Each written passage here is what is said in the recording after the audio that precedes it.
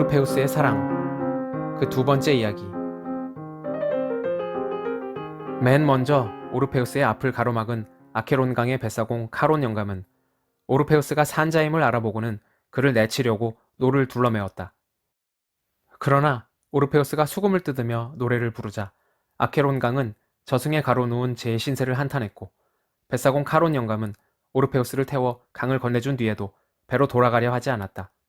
너무 감동한 나머지 돌아가는 것을 잊었던 것이다. 오르페우스의 수금 앞에서 통곡의 강은 머리를 풀고 통곡했고, 불의 강은 불길을 헤쳐 길을 내어주었으며, 망각의 강은 제가 망각의 강이라는 것을 잊었다.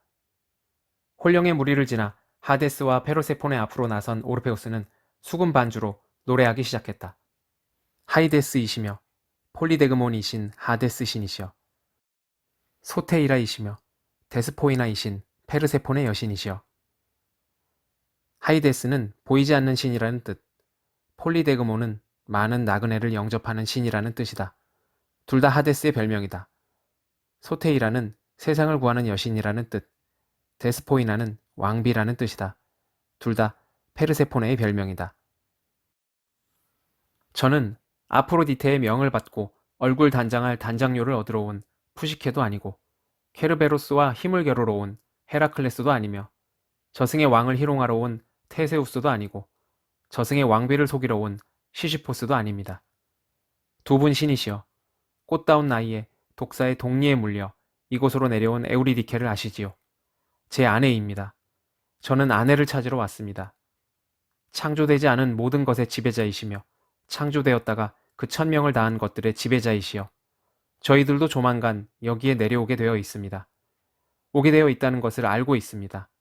피할 수 없는 일이라는 것도 알고 있습니다. 피하려고도 하지 않겠습니다.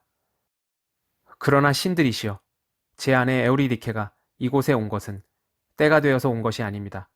그래서 저도 때 아니게 이렇게 왔습니다.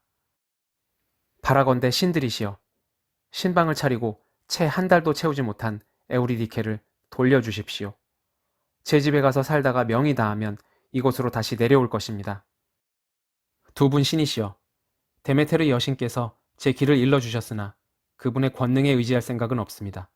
제가 의지할 것은 제 아내에 대한 사랑과 제가 뜨는 이 수금, 제가 부르는 이 노래뿐입니다. 에우리디케를 돌려주십시오. 돌려주시지 않으면 저도 지상으로 돌아가지 않으렵니다. 돌려주시어 저희 부부의 인연이 아름답게 다시 이어지는 걸 보시든지, 고개를 저으시어 저희 부부가 망령으로 떠도는 걸 보시면서 두 분의 승리를 즐기시던지 생각대로 하소서.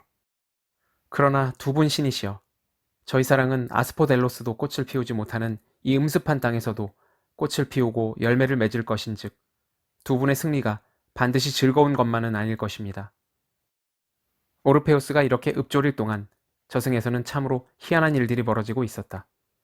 하데스는 울고 싶던 차에 매맞은 듯한 얼굴을 했고, 페르세포네는 오르페우스와 하데스를 견주듯이 번갈아 바라보았으며, 케르베로스는 꼬리를 다리 사이로 말아 넣었고, 뱃사공 카론 영감은 홀령에게서 뱃삭으로 받은 엽전을 한 줌씩 집어 공중으로 던지고 있었다. 저승왕의 궁전 오른쪽에는 무한지옥 타르타로스가 있다. 이 타르타로스에서는 많은 죄인이 벌을 받고 있었는데, 그중 탄탈로스는 물속에 몸을 담그고 있는데도 영원히 갈증에 시달려야 했다. 탄탈로스가 마시려고 입을 대면 물이 달아나 버렸기 때문이다. 하지만 오르페우스가 노래를 부르고 있을 동안만은 물이 달아나지 않았고, 탄탈로스도 물을 마시려고 하지 않았다. 제우스를 속인 익시오는 영원히 도는 불바퀴에 매달려 비명을 지르고 있었다. 그러나 오르페우스가 노래를 부르고 있을 동안만은 불바퀴가 돌지 않았고, 익시온도 비명을 지르지 않았다. 익시온 옆에는 티티오스가 독수리의 부리에 살을 파먹히면서 소리를 지르고 있었다. 그러나 오르페우스가 노래를 부르고 있을 동안에는 독수리가 티티오스의 살을 파먹지 않았고, 티티오스도 소리를 지르지 않았다. 익시온 옆에는 밑빠진 독에다 영원히 물을 길어다 부어야 하는 다나우스의 딸들도 있었다. 그러나 오르페우스가 노래를 부르고 있을 동안만은 밑빠진 독에서도 물이 새지 않았다. 덕분에 다나우스의 딸들은 잠시 허리를 펼 수 있었다. 시시포스는 죽음의 신을 속이고 포박한 죄로 산꼭대기로 바위를 굴려 올려야 했다.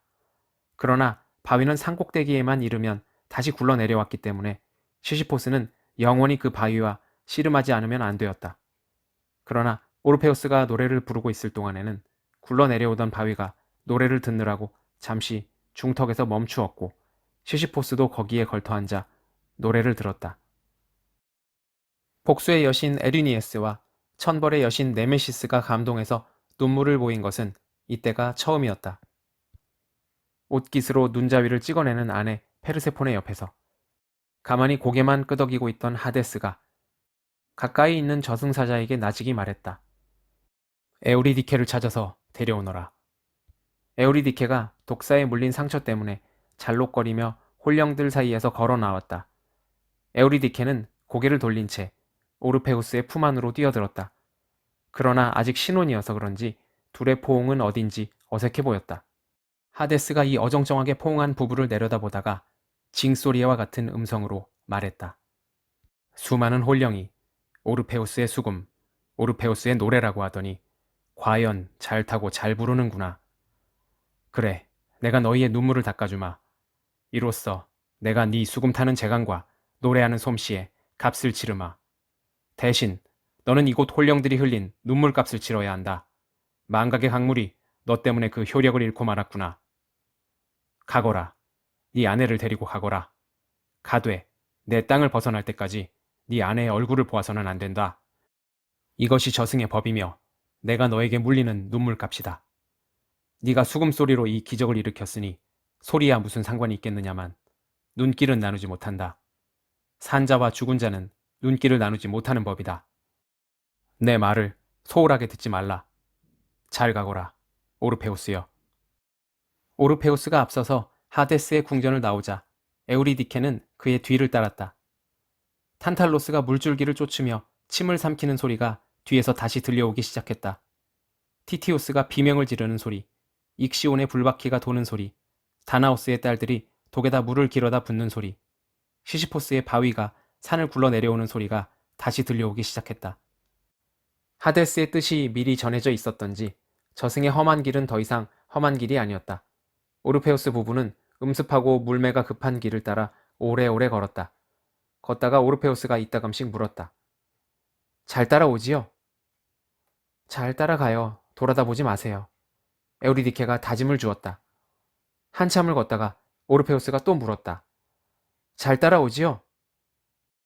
잘 따라가니까 돌아다 보지 마세요. 에우리디케가 또 다짐을 주었다. 이윽고 오르페우스와 에우리디케는 날빛이 보이는 동굴 입구에 이르렀다. 항구에 불빛이 보이는데도 항구까지는 하룻밤 뱃길이 좋게 되듯이 동굴 입구에 날빛이 보이는데도 하루 걸음이 좋게 되는 것 같았다. 먼저 날빛 아래로 나선 것은 물론 앞서 나오던 오르페우스였다. 보고 싶던 마음을 오래 누르고 있던 오르페우스는 아내가 잘 따라오는지 아내 역시 날빛 아래로 나섰는지 확인하고 싶어 뒤를 돌아다 보았다. 앞불싸. 돌아다 보지. 동굴의 어둠을 미처 다 벗어나지 못했던 에우리디케는 남편이 돌아다 보는 순간 하던 말도 채 끝맺지 못하고 다시 저승으로 떨어졌다. 가슴이 철렁한 오르페우스는 황급히 동굴로 들어가 손을 벌리고 어둠 속을 더듬었다. 그러나 손끝에 닿는 것은 싸한 바람뿐이었다.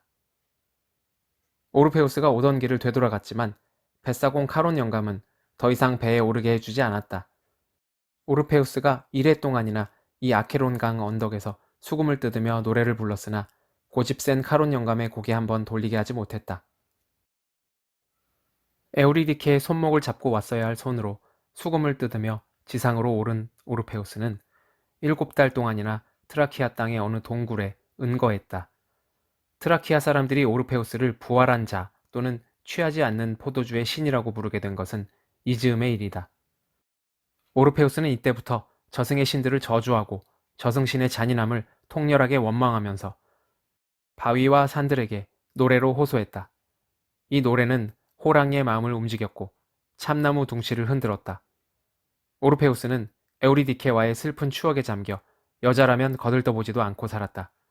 트라키아 처녀들이 오르페우스의 마음을 사로잡으려 갖은 수를 다 썼으나 오르페우스는 끄떡도 하지 않았다. 처녀들은 오르페우스의 도도한 태도에 화가 났지만 때가 무르익기까지 기다렸다. 그러나 그때가 도무지 무르익을 수가 없다는 것을 안 처녀가 있었다. 포도주의 신을 섬기는 디오니소스 축제에 다녀오던 이 처녀는 잔뜩 흥분한 나머지 오르페우스를 향해 소리를 질렀다. 저기 우리 여자들을 모욕한 사내가 있어. 그러면서 처녀는 오르페우스를 향해 들고 있던 창을 던졌다. 창은 오르페우스의 수금소리가 들리는 쪽으로 날아가다가 그만 그 소리에 기가 꺾여 그의 발치에 떨어지고 말았다. 포도주에 취한 처녀들이 이번에는 돌을 던졌다. 허나 처녀들이 던진 돌도 마찬가지였다. 처녀들은 소리를 질러 오르페우스의 수금소리가 들리지 않게 한 뒤에 창을 던졌다. 창에 맞은 오르페우스의 몸은 금방 피로 물들었다. 발광한 처녀들은 오르페우스의 몸을 갈갈이 찢고 머리와 수금은 헤브로스 강에다 쳐넣었다. 오르페우스의 머리와 수금이 슬픈 노래를 부르며 떠내려가자 강의 양뚝도 그 슬픈 노래에 물노래로 화답했다. 무사히 자매들은 막내 칼리오페의 아들인 오르페우스의 죽음을 슬퍼했다.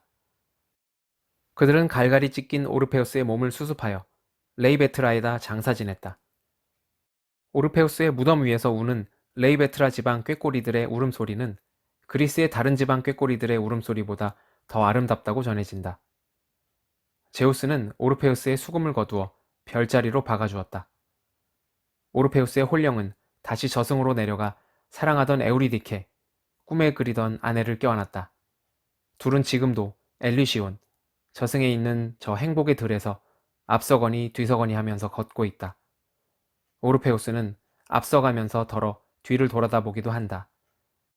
하지만 둘 다 혼령인지라 더 이상의 슬픈 일은 일어나지 않는다.